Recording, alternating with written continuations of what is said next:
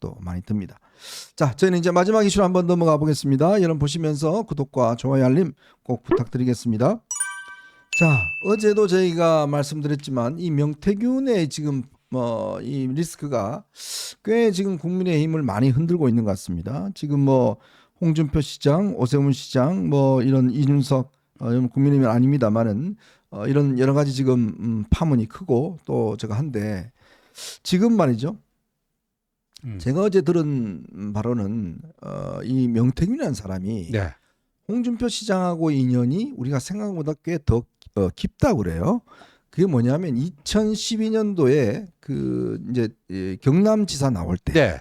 그때부터 상당히 이 관계를 예. 가졌다는 거예요. 예. 왜냐하면 그때 이제 홍준표 시장이 이제 그 당 대표 끝나고 난 다음에 이제 경남지사로 나갈 때 이렇게 도움을 받을 데가 없었잖아요. 그때가 어떻게 됐냐면요. 2012년이죠. 예. 그 대선이 있던 해예요. 박근혜 대통령이 문재인한테 이기고 당선되던 그 해입니다. 그해 4월에 19대 총선이 있었는데 자신이 그때 4선 의원이었어요. 네. 동대문 의뢰 공천받고 나갔다가 민주당 민병두 의원에게 상당한 표차로 떨어집니다. 떨어졌죠. 떨어지고 나서 이제 30년 공직 생활을 마감한다 그랬다가 그게 정계 은퇴 선언이다 아니다. 본인은 나중에 아니라고 했어요. 네네. 그리고 이제 연말에 대선이 있잖아요. 그 대선이 있을 때 경남도지사 보궐선거가 대선과 같은 날에 있었던 거예요. 네. 그러니까 홍준표가 딱 보니까 그 원래 서울 정치인이었어요. 내리 4선을 초선은 송파구에서 하고요. 재선 3선 4선을 동대문 을이었어요. 네. 예, 그리고 한때 서울시장 되려고 했는데 내부 경선에서 오세훈한테 져가지고 서울시장 꿈도 못 이루고 그러니까 서울이 기반인데 출신만 영남 출신이다 뿐인데 딱 보니까 이거 안 되겠다. 서울에서는 아무래도 참 이게 여러 가지로 고려올 것 같다. 근데 경남도지사 보궐선거가 딱 생겼어요. 근데 홍준표의 고향이 출생이 어디요? 창녕 아니에요? 경남 창녕이 자기 고향이에요. 그러다가 어린 시절에 울산도 갔다가 대구도 갔다가 그랬다는 그렇죠. 건데, 그러니까 거기를 딱 들이민 거죠. 근데 서울에서 4선을 했던 홍준표니까 암만 고향이라지만 거기에 무슨 기반이 없죠. 기반이 없잖아요. 네. 그러니까 그때 지금 현정님이 얘기한 딱 그 시점에 명태균을 만난 것 같아요. 근데 그때 명태균이 보니까요. 전화번호부 회사 원래는 이제 공고를 나와서 전화번호부 소를 키우다가 그다음에 이제 전화번호부 회사를 다녔어요. 네. 그러면서 이 전화번호부라는 게 그때 당시 여러분 지금은 없지만 이게 이제 쫙 그 경남도 전체의 어떤 사람들에 대한 이게 파일링이 다 되어 있는 거예요. 거기다 또 전화기 대리점을 했어요. 그러니까 이 두 개가 결합되다 보니까 진짜 이 그 지역에 누가 어떤 성향 이런 거를 얘가 그러니까 굉장히 잘 파악하고 있었다고 합니다. 그래서 실제로 여론조사 이런 거에는 명태균을 따라갈 사람이 없었대요. 그래서 홍 시장이 그때부터도 꽤 도움을 받았다 이런 이야기가 있더라고요. 그래서 지금 홍준표 시장이 오세훈 시장 쪽으로 화살을 겨누고 있는 건가요? 네. 왜냐하면 지금 홍준표 시장이 최근에 했던 그 유명한 말이 있잖아요. 오세훈 시장은 그 명태균을 만나서 범죄에 작당했다. 네. 뭐 일했지만은 나는 나하고는 작당했다는 기록이 없지 않느냐 이런 얘기를 했는데 지금 말씀하신 것처럼 홍 시장은 명태균 씨와 인연이 상당히 오래되다 보니까 네. 다른 사람에게 화살을 돌려서 그걸 벗어나려고 하는 게 아닌가 싶어요. 문제는 오세훈 시장도 지금 관련 인물들이 계속 줄줄이 검찰 조사 받고 있잖아요. 최근에는 아마 그 김병민 정무부 시장 참고인 조사까지 받은 걸로 알고 있는데, 그러니까 오세훈 시장은 지금 물론 강력하게 본인의 관련성을 부인하고 있습니다만은 홍 시장이 이렇게 공격하는 거에 대해서 뭔가 클리어하게 끊어지지 않는 그런 모양새로 비춰지긴 합니다. 근데 네. 제가 이 점에서 말씀드리고 싶은 건 저는 이거 몇 달 전부터 일관되게 말씀드려왔던 건데, 이 명태균 씨 의혹으로부터 자유롭지 않은 분들 그거 클리어되기 전까지는 국민의힘의 대선 후보가 되실 생각하면 안 된다고 생각합니다. 네.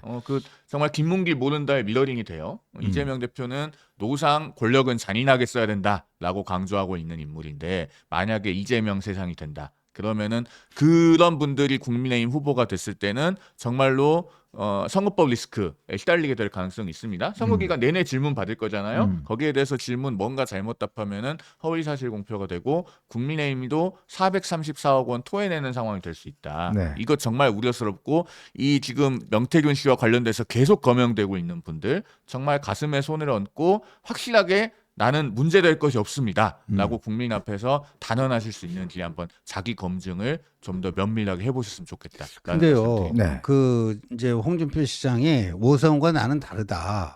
오세훈은 명태균과 직접 만나서 작당을 했는데 나는 만난 적은 없다.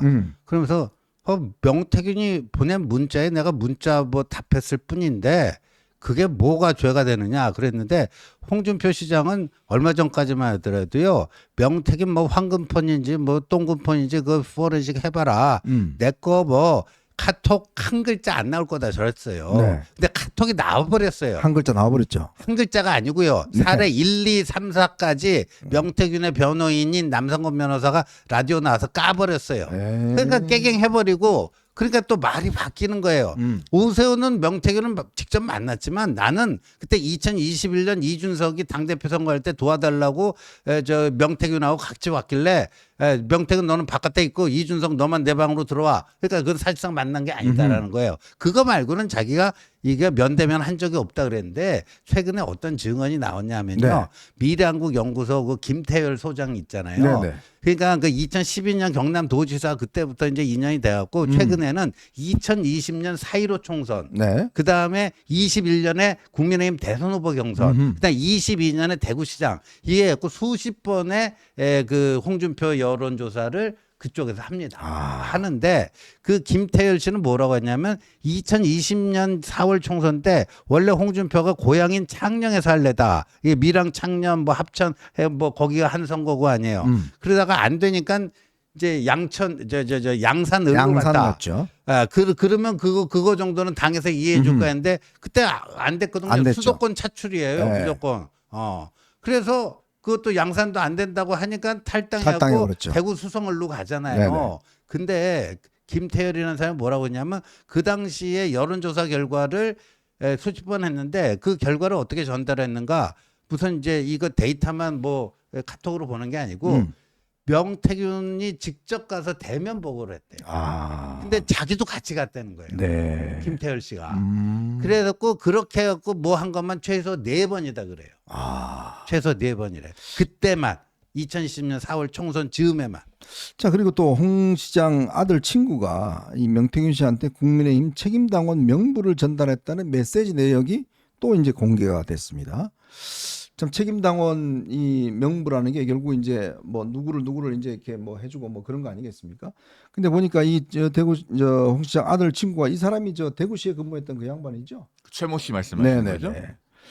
그걸 통해서 결국 국민의힘 책임당원 명부가 또 전달이 됐고 뭐 그런 걸로 보면 꽤 이 홍 시장도 명태균 씨한테 도움을 많이 받은 것 같은데 예전에 보면 명태균 씨 뭐 이야기 나오면 나 이제 더 이상 이야기 안 한다 뭐 이랬는데 뭐 안 할 수가 없을 상황이 됐어요. 그러니까 이런 부분에서요. 제가 이제 당의 미래를 걱정해서 그 노상 434억 원 이야기하고 그래서 국민의힘 자체가 큰 위험에 빠지지 않기 위해서 이런 분들 후보가 되실 생각을 하면 안 된다라고 말씀을 드리지만 사실 그것보다 한 차원 더 넘어서 말씀드리고 싶은 얘기가 있어요. 좀 전에 우리 신지호 의원님께서 자세히 말씀해 주셨습니다만 사방군데서 이렇게 여론조사를 가지고 장난을 치고 있습니다. 우리가 모를 뿐이에요. 어떻게 보면은 명태균 씨는 빙산의 일각일지도 모릅니다. 그리고 명태균 씨가 지금 관여해서 여론조사를 건드리거나 이렇게 개입한 것들이 한두 건이 아니잖아요. 네. 그러면은 이런 것들이 지금 우리 정치에 어떻게 보면 여론조사 경선이 존재하는 한 독버섯처럼 퍼져 있다고 할 수 있는데